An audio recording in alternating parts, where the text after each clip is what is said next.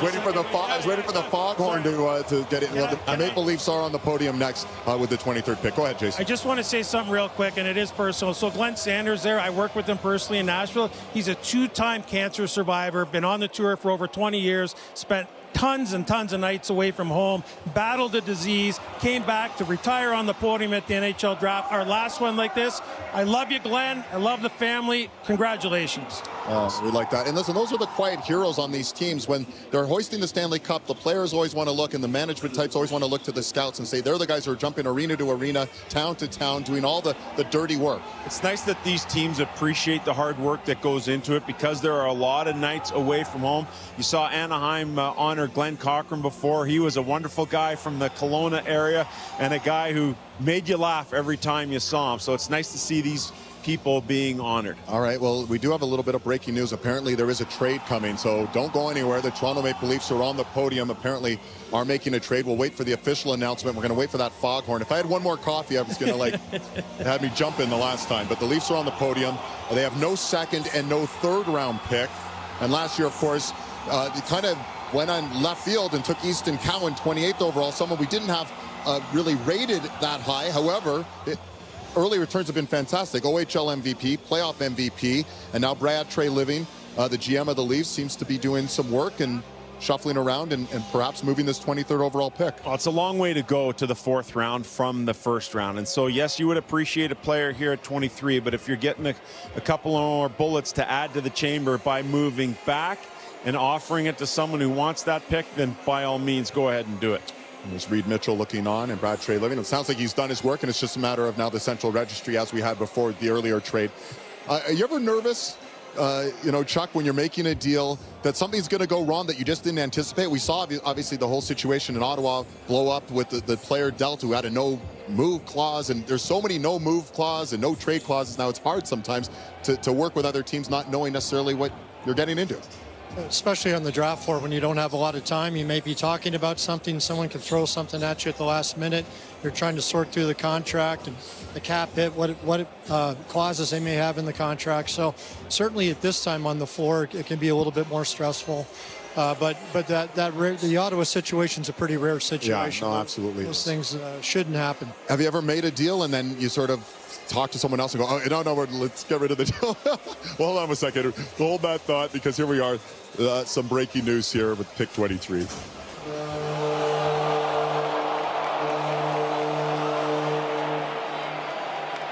Yeah, I like that too. Toronto trades pick number 23 in this year's draft to Anaheim in exchange for picks 31 and 58, both in this year's draft as well. Toronto 23 to Anaheim for 31 and 58. Anaheim, you're on the clock. All right, so as you predicted, Sam, it's a volume over the number, and Anaheim maybe covets someone in this 23 spot, and they were willing to move 2 picks, including the 31st overall. It's the second trade we've had since we started the 1st round here tonight, gentlemen. Montreal, of course, trading earlier to move up to 21, and now we see Anaheim moving up to 23. So maybe we should start with it from the Anaheim perspective, because they've already gone out and taken Beckett Sennecke 3rd overall, and now they're jumping up to the 23rd spot. What are you anticipating here? Well, clearly there's a target here, but I think this is more of a Toronto-based thing, because listen, you pick in round 1 and then you don't pick again until round 4 in a draft that we think maybe doesn't have the depth of previous drafts, and so at that point you've identified a target here. They've already addressed the forward spot. Defensemen, what's left? Forwards, what's left? Obviously, there's a target there, and they've made this trade. But I think Toronto benefits by being able to get later in the 1st and still acquire a 2nd rounder. Yeah, they only have 3 top 3 round picks the next 3 seasons. Yeah. So they're out a lot of picks next year. I think the 1st, 2nd, 3rd, and 4th. And so it makes sense. Move back a few spots. They showed with Cowan last year. You can still get a good player in the back end of the 1st round, and you pick up a 2nd round pick. Yeah, I agree with that. And there's going to be a run of players here, guys, that they're splitting hairs on. Like there's probably a run of about 10 guys right here that are very similar to each other. So very wise to trade back if I'm the Toronto Maple Leafs.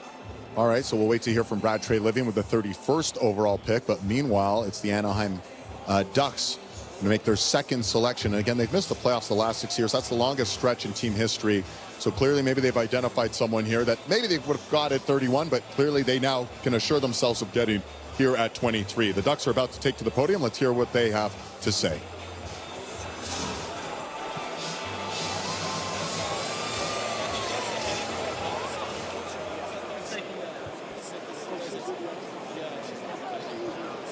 Making our next selection is a man that has shown our organization great inspiration, has shown us also what courage is all about, a man who shows us every day what a great positive attitude can change things. It's a man that's beaten pancreatic cancer.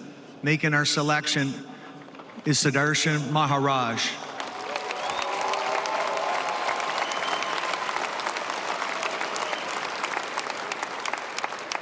The Anaheim Ducks are proud to select from Norway, Stian Solberg.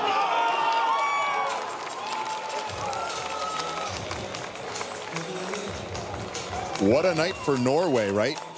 They hadn't had a player ever selected in the first round, and now this is their second player taken in the first round. An unbelievable night. There's only been 9 players in the NHL history to, suit up who are from Norway, and here we are, 2 Norwegians taken early. You've been talking about this guy nonstop. I'm gonna let you talk about him now. Stian Solberg, you've been all over him, Sam. What do you love about his game? Well, I love how he turned into a defenseman. Get this. He's playing minor hockey at 14 years old. His team goes to a tournament. They're in a hotel.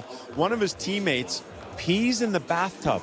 It gets back to the coach. They scratch him. They need a player on defense. Solberg says, yeah, I'll do it. He goes back on defense and has never looked back since. Love the fact that he can control the play from the back end, still use some of his forward skills, and have a blast bumping people around, which is exactly what he's doing now. I think there's a recency bias here. He was absolutely brilliant for Norway at the Men's Worlds, playing 22:49 a game over his 7 games. That's the most by anyone on that club. Zuccarello, we've already seen Brandstad Nygaard play on that team. A lot of people that were at that event said this guy was Norway's best player. Two-way D, understated offense, plenty of pushback. He'll gap up on you. He'll punish you in the trenches. So I just think he's just scratching the surface. I think this kid's got a lot of upside, top 4 potential upside. Wow. And it's just a nice piece for the Anaheim Ducks, especially at pick 23. So maybe there's, we talked about it being a Leaf trade to volume of picks. Maybe they've identified and said, we want to get this guy at 23, Chuck. Yeah, clearly they did. Clearly they wanted to move up. And we spoke earlier about all the good young forwards in their system. And here's a guy, a big competitive defenseman that sort of fits the mold that Pat Verbeek believes in. He's a protege of Steve Yzerman, and that's the model. You want skilled forwards, but you want the big physical defenseman to back it up. All right, listen, there's more breaking news. I'm getting ready for that foghorn because apparently there's been another trade as we await the Colorado Avalanche. So let's find out what's happening there with the Avalanche, who were listed to have pick 24 with their GM, Chris McFarland.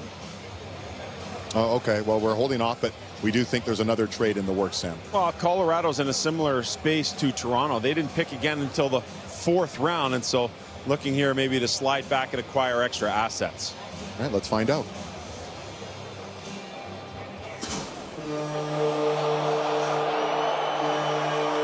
Nice.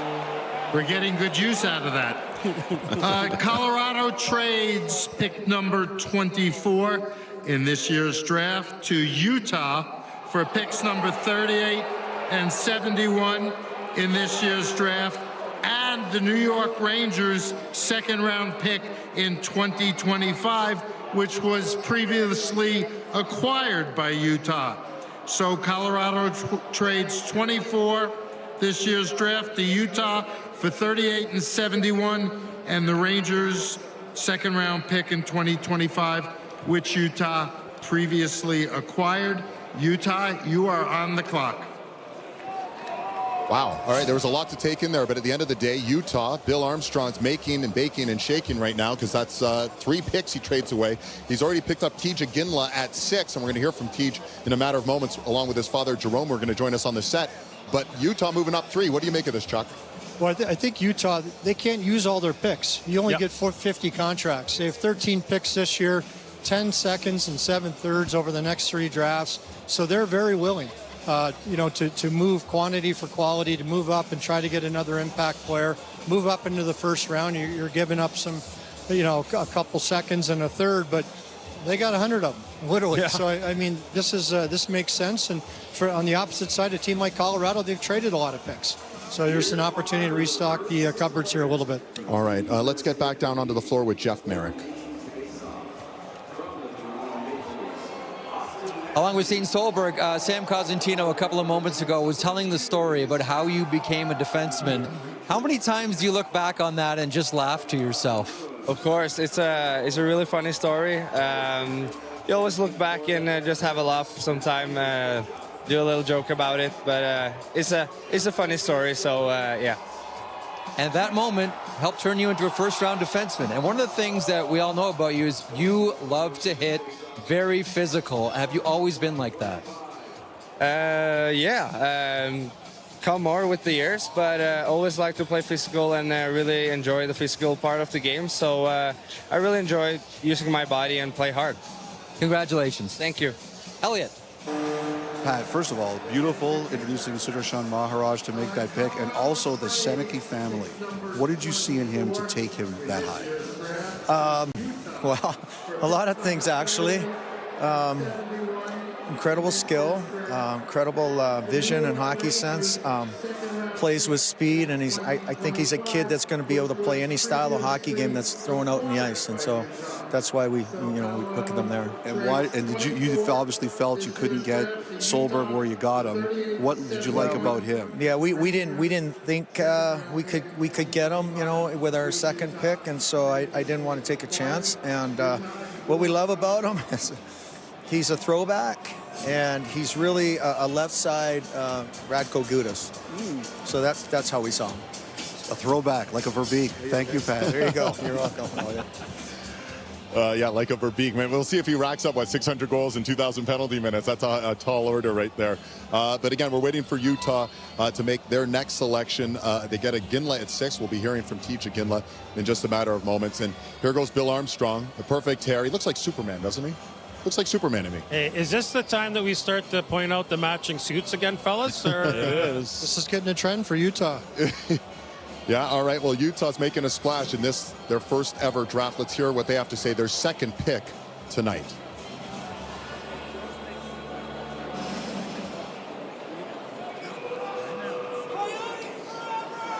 Utah selects from Barrie of the OHL, Cole Beaudoin.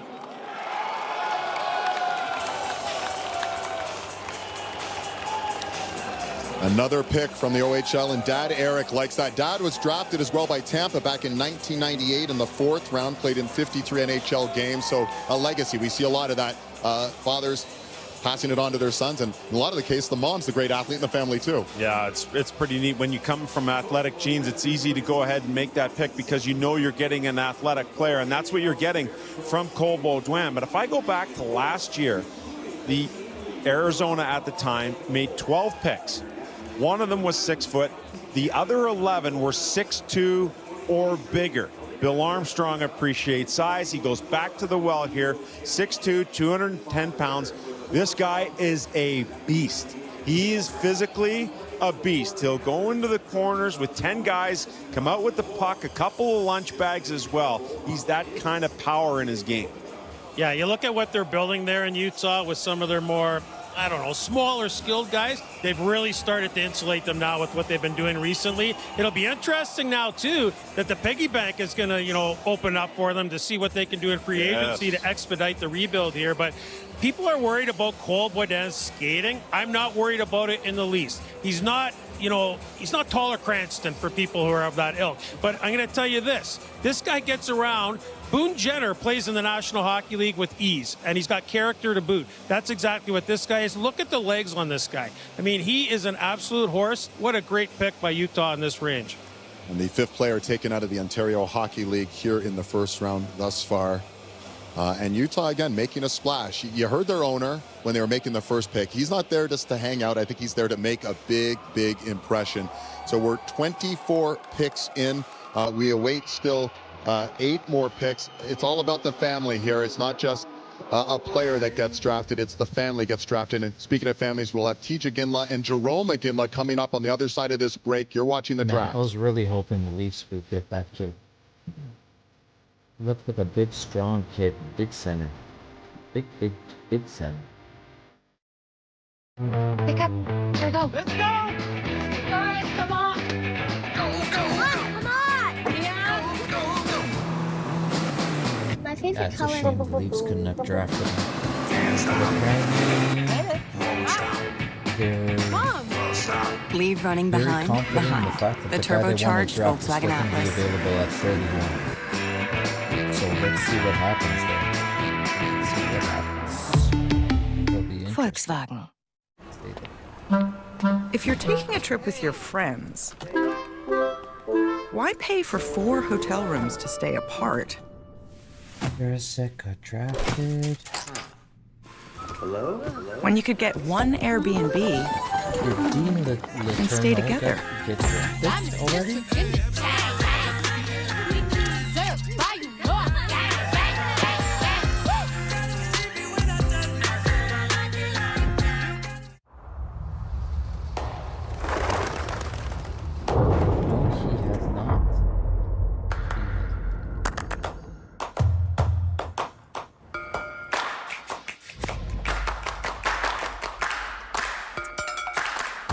An interesting last couple of weeks.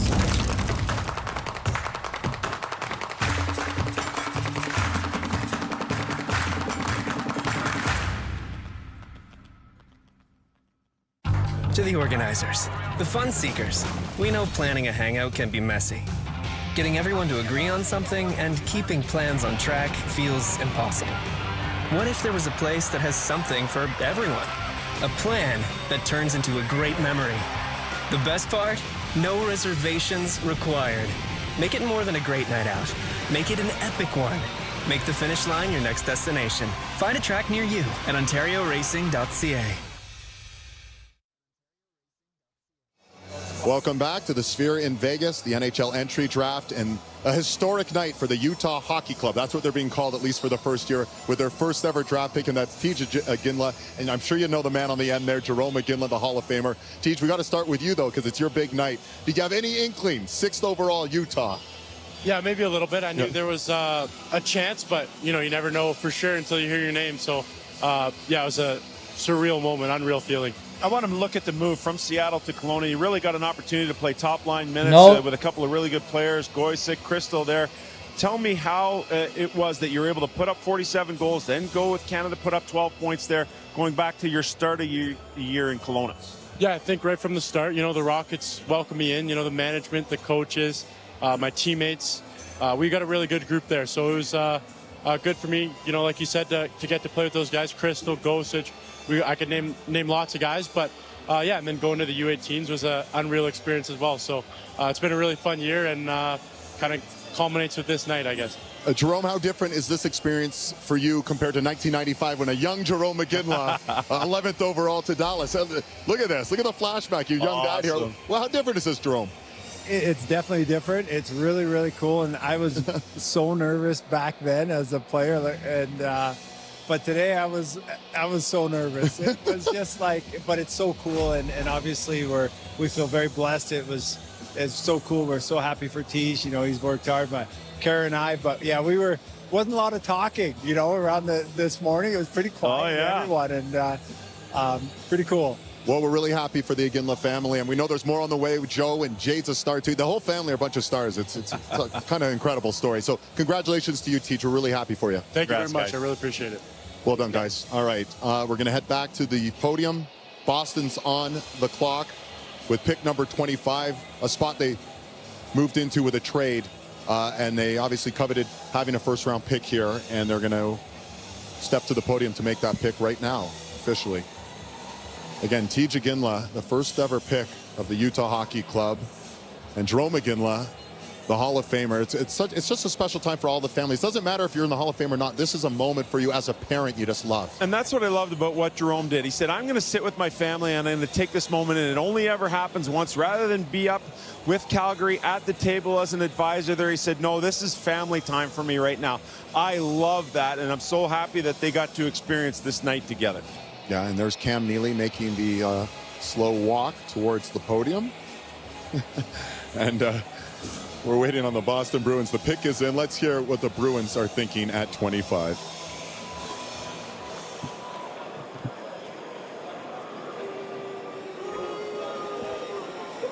I want to thank our Boston fans for their support, and with our pick in the first round, our Director of Amateur Scouting, Ryan Nadeau. The Boston Bruins are proud to select from St. Andrews College, Dean Letourneau.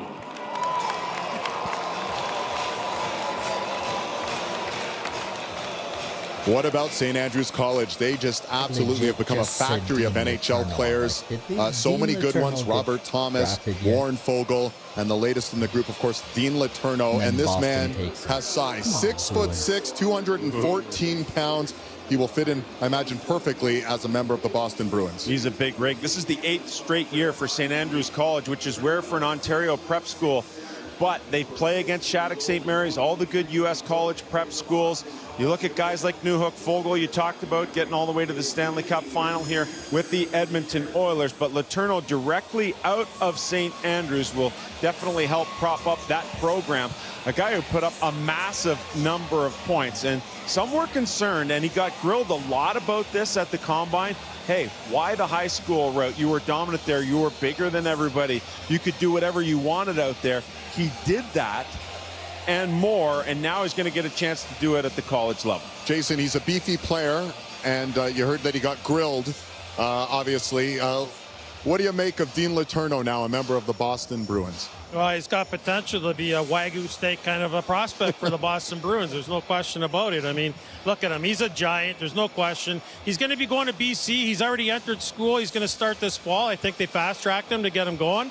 And, you know, this is a power body that's going to need some time. I have to be perfectly clear here, but it's okay. Like, when you're big like this, sometimes it takes an extra year or two for everything to catch up, all the mechanics to catch up. I do think he's going to use his physicality more at the college level than he did at the prep school level. And it's funny to see him on the podium. Cam Neely is a massive man, like 6'3", whatever. And he's like dwarfing and looking down at Cam Neely. That's how big this player is. Again, size is something we've seen from Stanley Cup winning teams. And he's playing high school hockey, but as you mentioned, against top high school teams in North America. There's a lot of big guys in this draft class. I mean, Salayev, we've already seen him at 6'7". As we move into day 2, you're going to see a number of them. But this guy's got hands. He skates well. Lots of room for development. A project pick for sure. But you have that opportunity when you go to college. You can spend 4 years there. It probably won't last that long. It probably won't last that long, but that option is available to him at that point. You go 1, you see what happens. You go 2, you never know. And then allow that maturation to come to fruition, playing against men. And again, I like that point you make about using his size, because that's something he was criticized for. But at the same point, against high school kids, every time he threw a check, he was going in the box. Chuck, oh, we already have him? All right, well, great. Let's get down to the floor then. Jeff Marek with Dean Letourneau. Dean, first of all, congratulations. Second of all, how much more special is it that you're the first rounder to come out of St. Andrews College? It's pretty special. I mean, I saw my buddy Jonathan Castani get drafted last year, and it was just an honor to hear my name called tonight. So, Boston College on the horizon for you. Will Smith out, Dean Letourneau in. Yep. Yeah, that was surprising for me. I was planning on to go play in the USHL, and then I got a call from Coach Brown asking me to come in, and I couldn't turn that down. So. Well, congratulations. St. Andrews College continues to turn out some high-class athletes, and you're the next in line. You patted yourself after Tage Thompson, true or false? True. I try to. Yeah, I think I've watched every single YouTube video of his highlights during class, so I try to model my game after him. Well, Boston's getting a good one. Congratulations. Thank you. David. All right, during class, be careful. You don't even watch those videos. You can't teach height, they say. And yeah, no wonder he models it with Tage Thompson, because they're about the same size there, right? In fact, Letourneau's a little bit bigger. The tallest drafted forward we've seen in, 50 years now, basically. Unbelievable. Yeah, the comparable for me is Nick Bjugstad. Like, I had the privilege of being part of the Florida Panthers when Nick was there. He came out of high school, as you know, Chuck, when you were in Minnesota, you know, as general manager of the Wild. And that's kind of my comparable. He's not like a punishing guy. I'm hoping there's more in it. I say that's a little bit similar to how I saw Nick back at that time as well.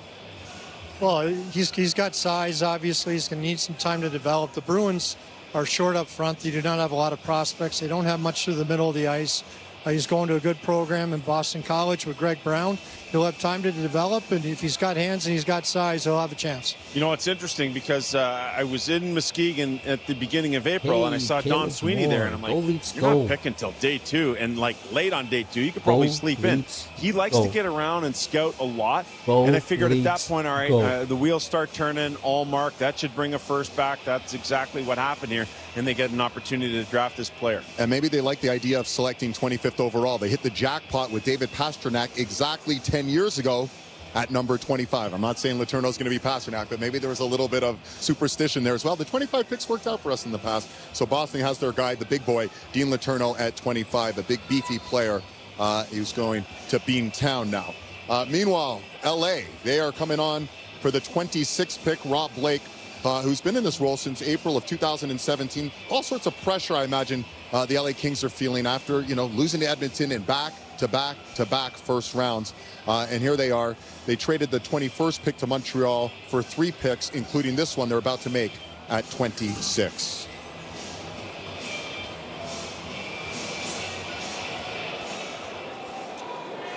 We want to say hello to our Kings fans back in Los Angeles, and this selection will be who am I hoping first time that new draft picks were in New Emery. Jersey. And Mark Yannetti, head of scouting, will be making the announcement. Let's see who's available. With the 26th pick, the Los Angeles Kings select from the Windsor Spitfires, Liam Greentree. Liam Greentree. Well, Mom Shannon, the big hug, and Dad Trevor equally excited as Liam Greentree, the captain of the Windsor Spitfires from Oshawa, Ontario, makes his way to the West Coast and the LA Kings. Another nice pickup, and what a night for the OHL, by the way. I believe that's their 7th really pick so far in this draft. I don't know who I want. So it's been a big run for the WHL and the OHL. Emery and Liam Greentree has just been selected. Well, another big rig, and you go back to his 16-year-old with the Windsor Spitfires. They were a veteran-laden team. That facilitated him moving from the left wing to the off wing. And when he got the opportunity to do that, he embraced it. He didn't deny it or go against it. And as a result, he says he really loves that now because he has the play in front of him. He can make plays. He can take it to the net. He can shoot on the one time. So Greentree came back this year, added more goals, ended up with 90 points this season. And someone who I think is a serious guy. He's captain-like material, was captain with the Windsor Spitfires this year at 17 years old and had to carry a lot of the mail because they're now in that rebuild mode. And for him to put up 90 points with all that pressure, the captaincy and everything else, it tells me that this young man can handle a lot and he'll be able to handle the bright lights of LA. Yeah, I definitely appreciate his offensive upside. I appreciate the fact that he scored 90 points this year on a rebuilding Windsor Spitfire club. And he's definitely going to be a leader and a high-end scorer going forward in the OHL. I'd like to see a little bit more pushback because what's going to happen is when you're 6'2.5", 215 pounds, and you've got like 30 PIMs or something like that, when you start to graduate to pro hockey, big, hard defensemen in the National Hockey League, they'll take you out of your comfort zone when you're trying to go on offense if there isn't enough pushback there. I'm not saying it's a detriment, but it's something you can improve on. All right, we are 26 picks in here at the Sphere in lovely Las Vegas. 6 picks to go, smiles all around, dreams coming true here at the Sphere tonight.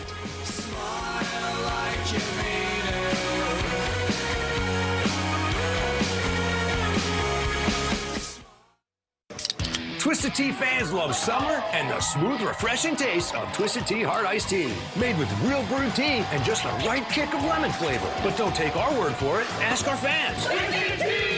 Twisted Tea. Good times with a twist. Introducing Little Caesar's new Crazy Puffs KD Mac and Cheese. No way. Yes way. Stuffed with our favorite ooey gooey mac and cheese. For real? For real. Get out. Here for a delicious time, not a long time. Cheesy, cheesy. Someone with leukemia can need up to 8 units of blood a week.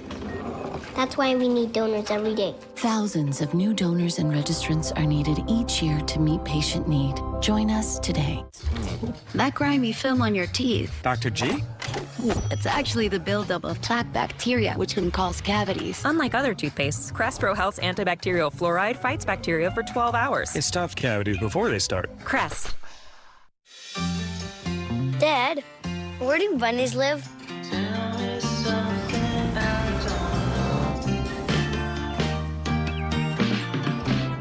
How tall can trees grow?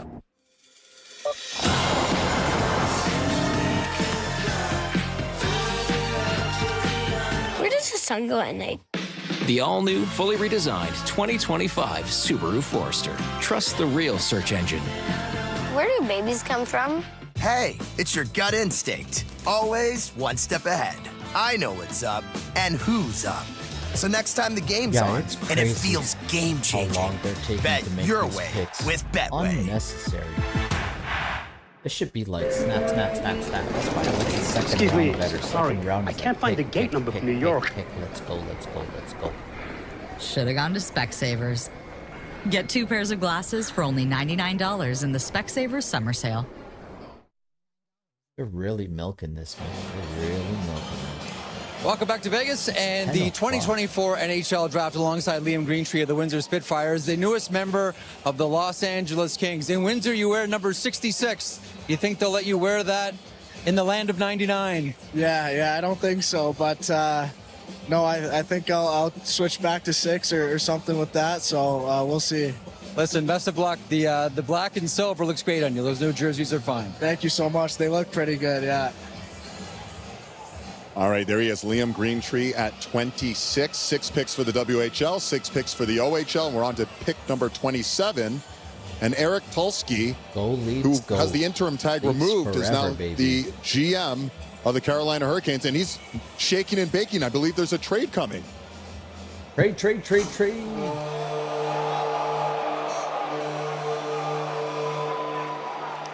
Well, before I announce the trade, let me thank everyone who's in attendance here tonight. Tonight's attendance is 14,220, which is a sellout for this event. So boo me, but give yourselves a hand. Carolina. Okay.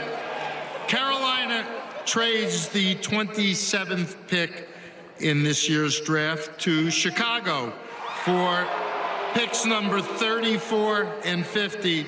Also this year, Carolina sends 27 to Chicago for 34 and 50. Chicago, you're on the clock.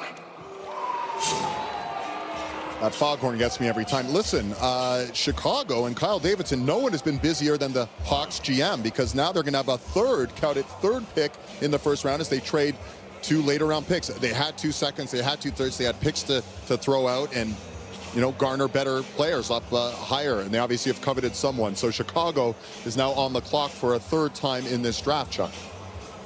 They are, but this is interesting. Eric Tulsky, who's the new general manager, he's been heavily involved in all the hockey operations under Don Waddell with Tom Dundon the last few years, and Carolina's notorious for trading back and finding value, getting extra picks, working their draft pick chart, and accumulating extra picks along the way. So this is just another day in the office for Eric, even though it's his first draft, and that's a smart move. And yet here you have Chicago, despite all the picks they have, the next few years they decide to move up and add another first, and this could be, again, a monstrous draft for him. When you have Connor Bedard, you have a superstar player coming into his zone in the next few years. Does that change the timeline when you're a GM?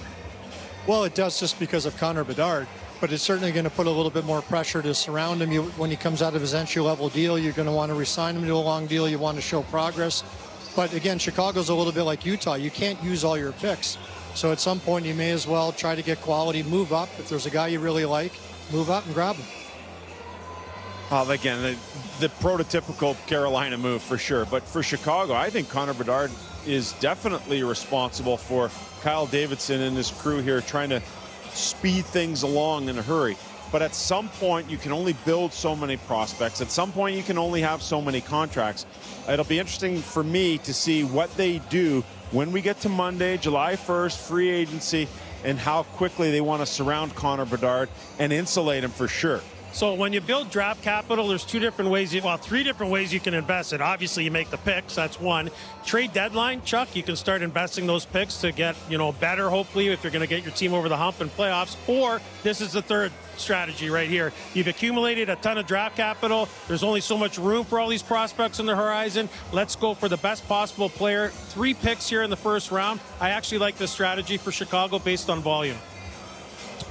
All right, well, the Chicago Blackhawks are on the clock right now, ready to make their 3rd pick of this first round. And again, the Blackhawks, I think they'd love to have a quick fix here, right? I mean, this is a franchise that was winning cup after cup and then took this downturn, and now they're trying to turn things around with Connor Bedard. So let's see what happens here with this pick. Chicago Blackhawks are proud to select from the Brantford Bulldogs, Marek Vanacker.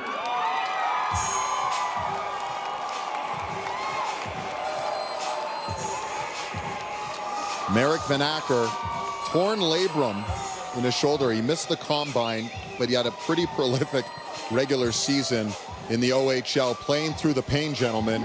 And maybe just that in itself earned him a spot in the first round here with Chicago. Go back to November 3rd, takes a check, injures the shoulder, and at times throughout the rest of the season, he can't feel his arms, but he's like, yeah, you know what, I can play through it. He ends up with 36 goals.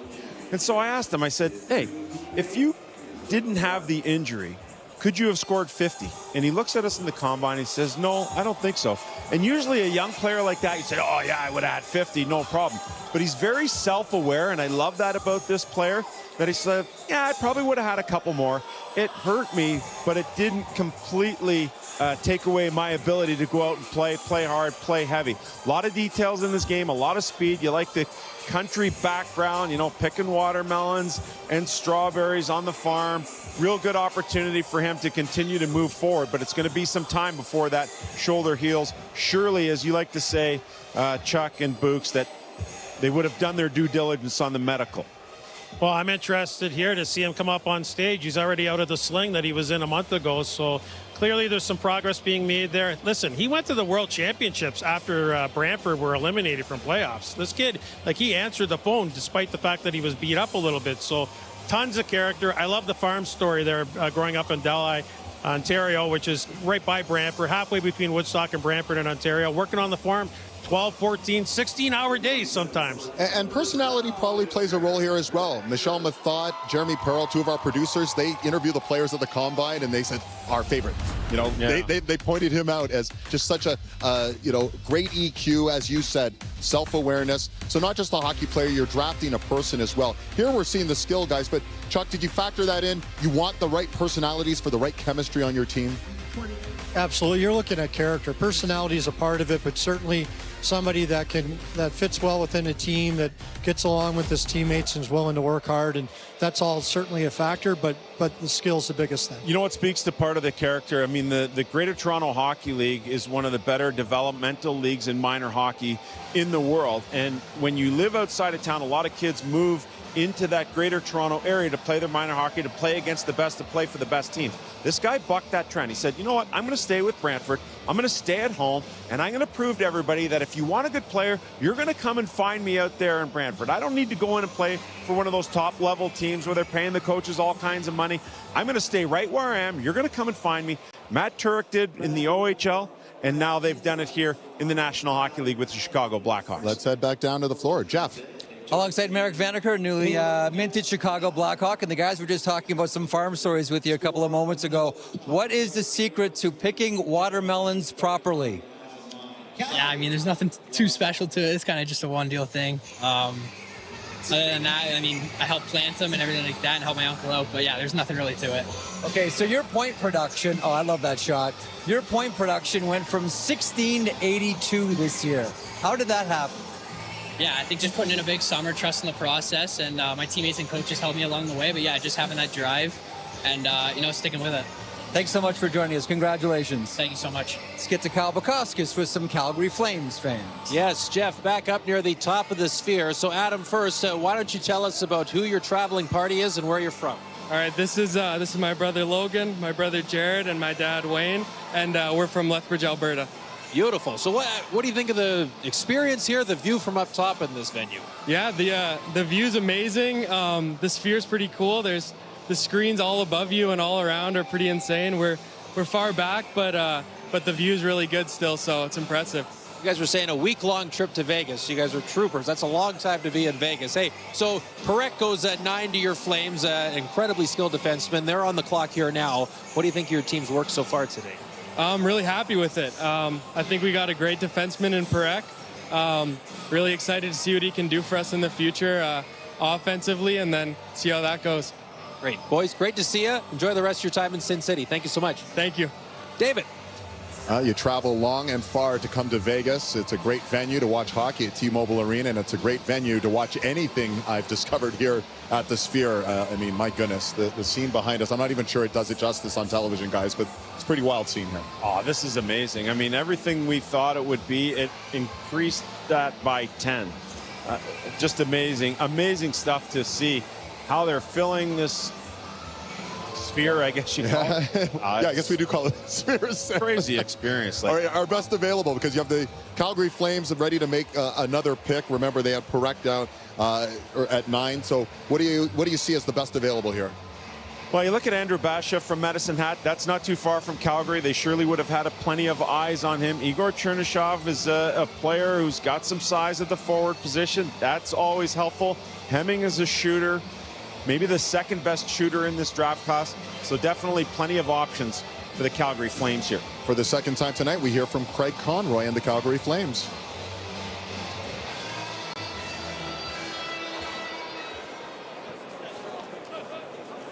With the 28th pick, the Calgary Flames are proud to select from the Muskegon Lumberjacks, Matvei Gridin.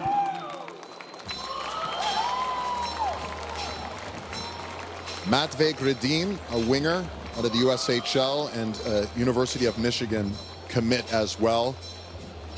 The newest member of the Calgary Flames.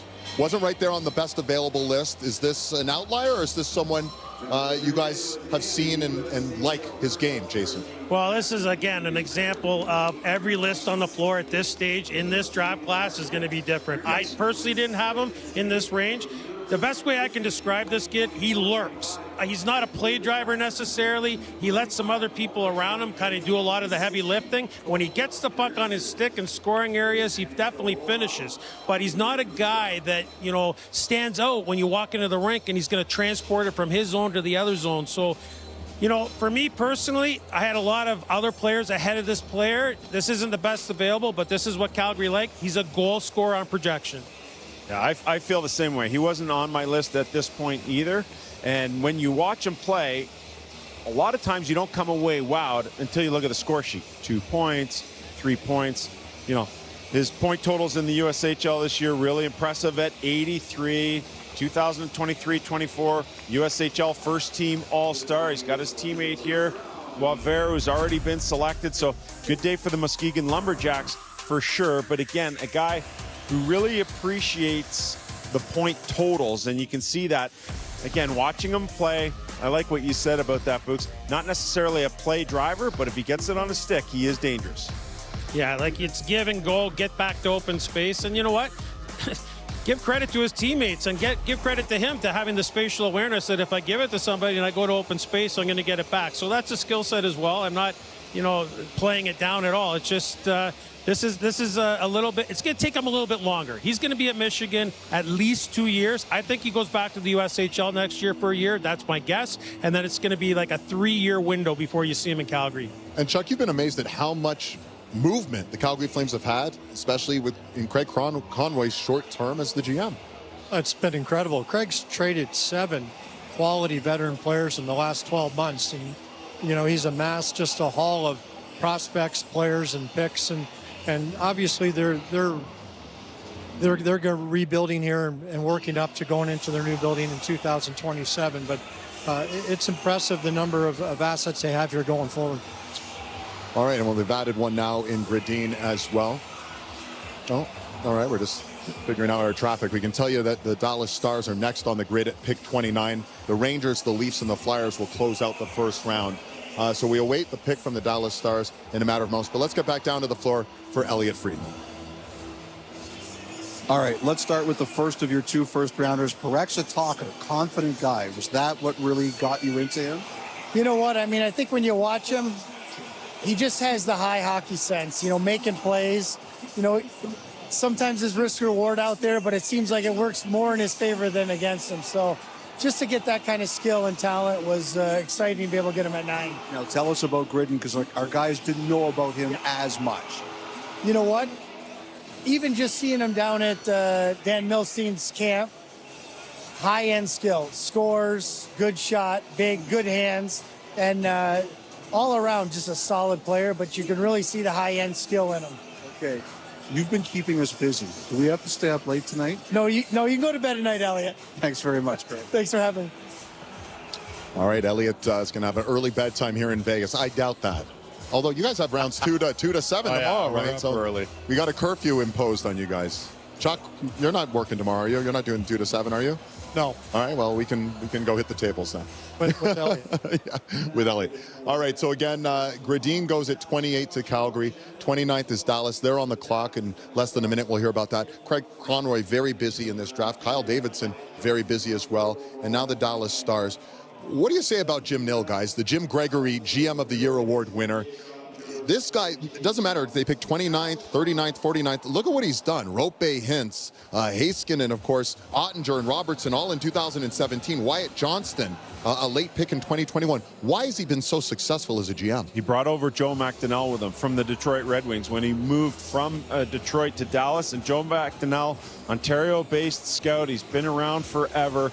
He just has an eye for talent. He's very confident in what he does. He identifies a player and he goes after that player. And they're steadfast about what they do. You don't see them making a lot of moves or trades. They're happy with the picks they have. And here they are in a spot where they're hoping they're going to get a good player. The other part about what Jim Nill brought with him is the fact that they kind of cook their guys a little bit. You think about Thomas Harley, you think about Maverick Bourque coming on the scene, Logan Stankoven. They cook them a little bit in the American Hockey League and make sure that when they get to the big leagues, they're ready and they're ready to stay. All right, well, they're making their way to the podium. Let's hear what the Dallas Stars have in store at pick 29.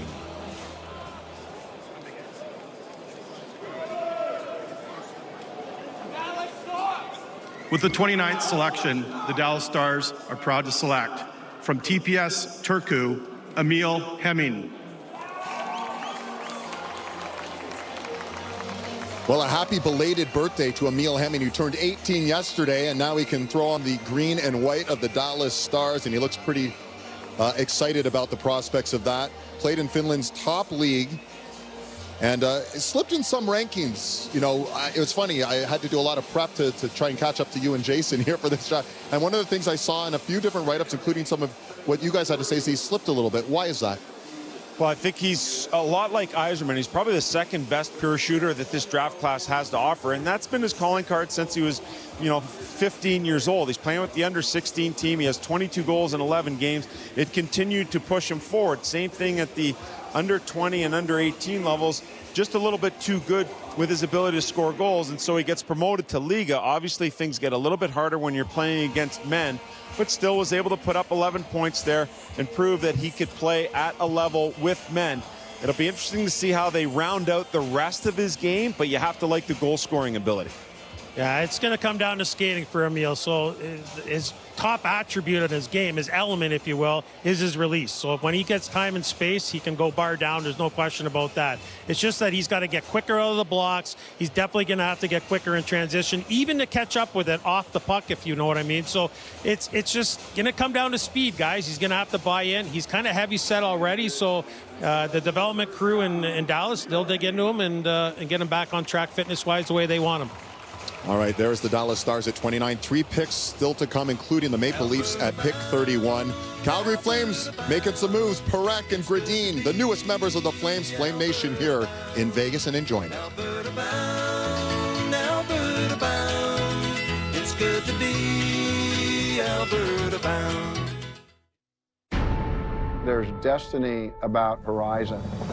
Today, Horizon arrives in theaters. If you're strong enough, tough enough, you can make what's out there yours. Horizon, an American saga, now playing only in theaters.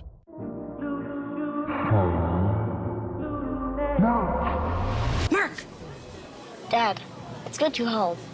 Dad, it's me. Lose yourself in the melt with a BK Whopper Melt.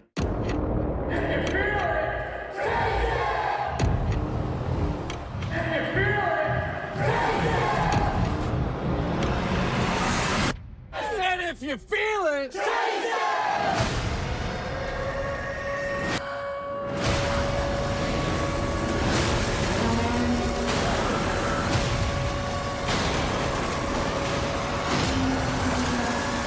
Twisters, in theaters July 19th. With generative AI on AWS, companies are already transforming how they work to generate new ideas and turn experiments into reality. AWS is the easiest way to get up and running, so you can quickly build and scale generative AI with security built in. With generative AI on AWS, businesses can push the boundaries of innovation. Spring is on. On for the making. On for the planting. On for setting everything up. 'Cause spring's for being on a mission. To get more out of the garden. More out of the yard. More out of every inch. More out of each day and night. We're a big plus for your projects and budget. Until Wednesday, get 50% off all Valspar Signature Interior Paint. Rona Plus for everything spring. Welcome back to the 2024 draft in Vegas with Emil Hemming, the newest draft pick of the Dallas Stars. And I want to show a picture here, show all of our viewers. This is you as a young person taking shots on your mom. Explain this picture to us here. Mom stopping your shot? Yeah, obviously we didn't have a goalie, and we thought with my brother that it's boring to just shoot in the empty net. Yeah. So we thought that maybe mom could be a goalie. Was she good?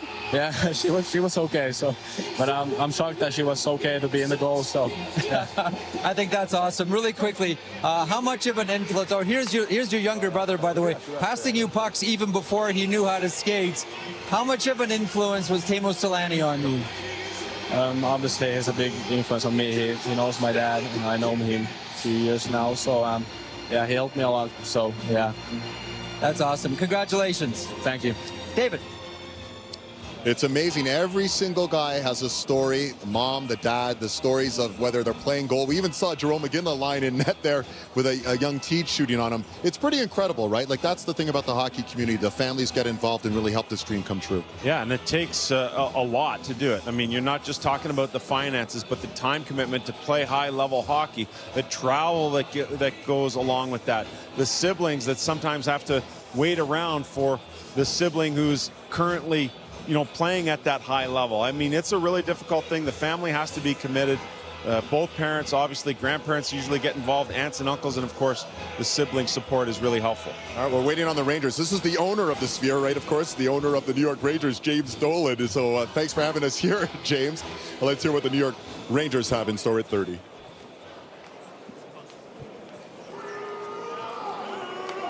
The New York Rangers are proud to select from the U.S. National Program, Eric Emery.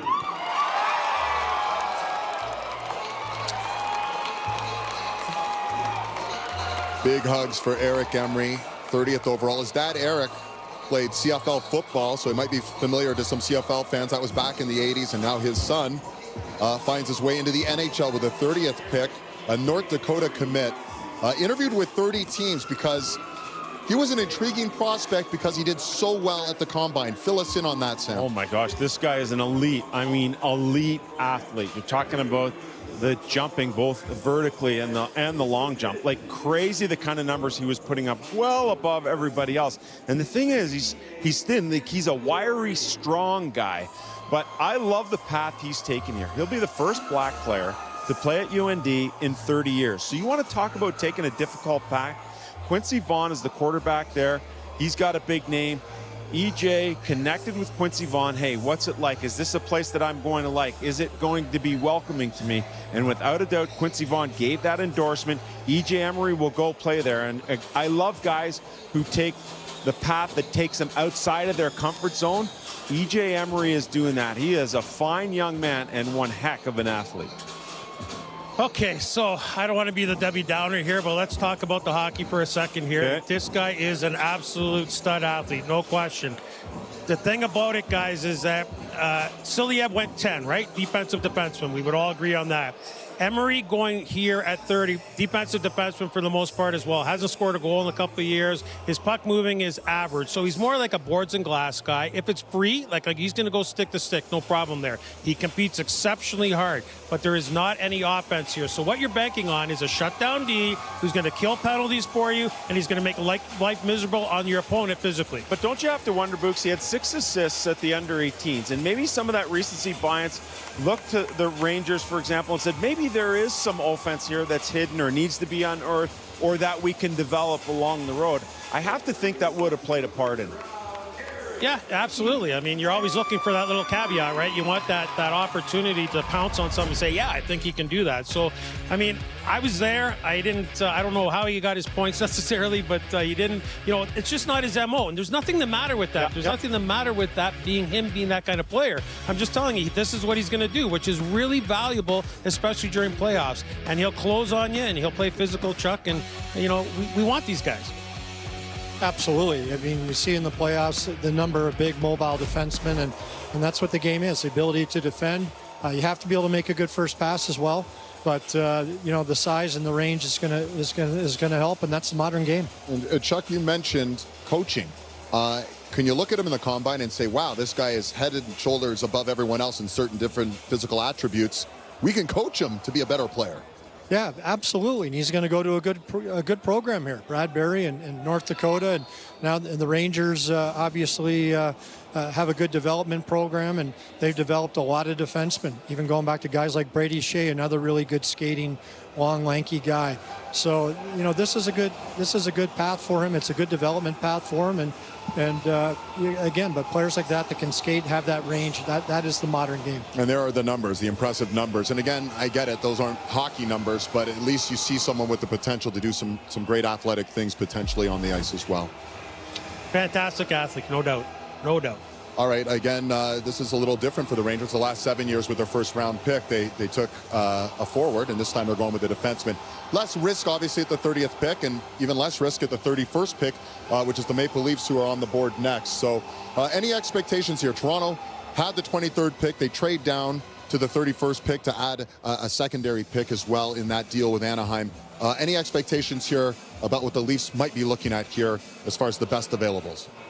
They're looking for the best player available. Whoever's the top guy on their list, they need assets. They need more young players, and it looks like they made a great pick last year in Cowan, and I'm sure they're hoping they can add another quality guy like that today. I think it was important to get that trade back for Toronto to acquire another pick before they would have picked in the 4th round.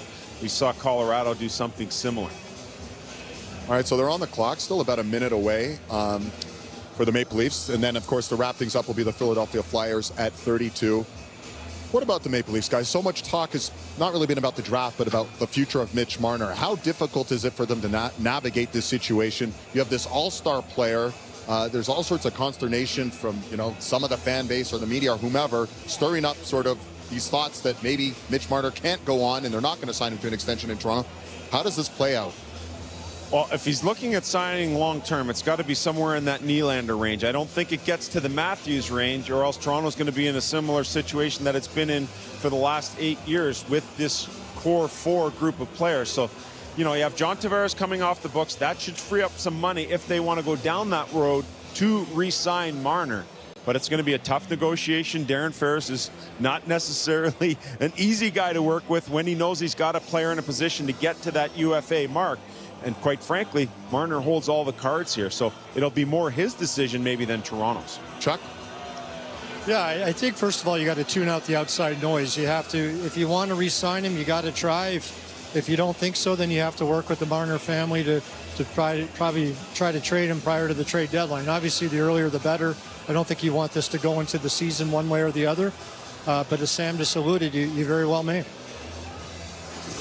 All right, Toronto set to make their first and only pick here in the first round. Let's hear what the Leafs have at 31.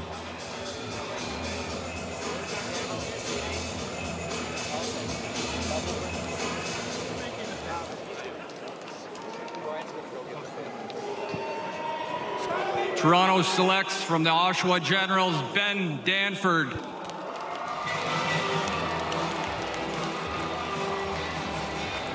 Ben Danford, a right-shooting defenseman from the Oshawa Generals. And of interest here, the Oshawa Generals, it's been quite a night for them. You have Sennecke going 3rd overall to Anaheim, and then on the other side of the ledger here at 31, Ben Danford, the 17th Canadian player taken so far in this draft. Incredibly, just 12 taken last year, so a resurgence for Canadian hockey at this draft, and all smiles for the Danford family.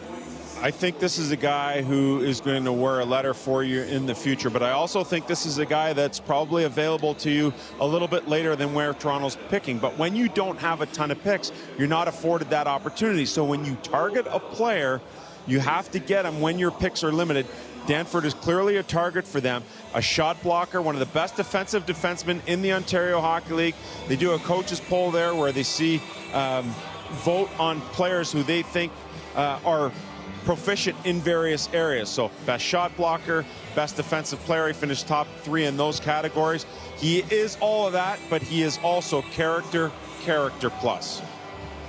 Secondary offense at best. I'm going to say depth offense. You know, he's leaning more two-way defensive D than he is offense for me, and he does play in all situations in Oshawa. I'll give him credit for that, and they have a real good team, and he's a big part of it. So, you know, the thing with him is at 6'1.5", I think $1.91 or something like that. He's not like I was anticipating him to getting even more girth here, like even a more physical, you know,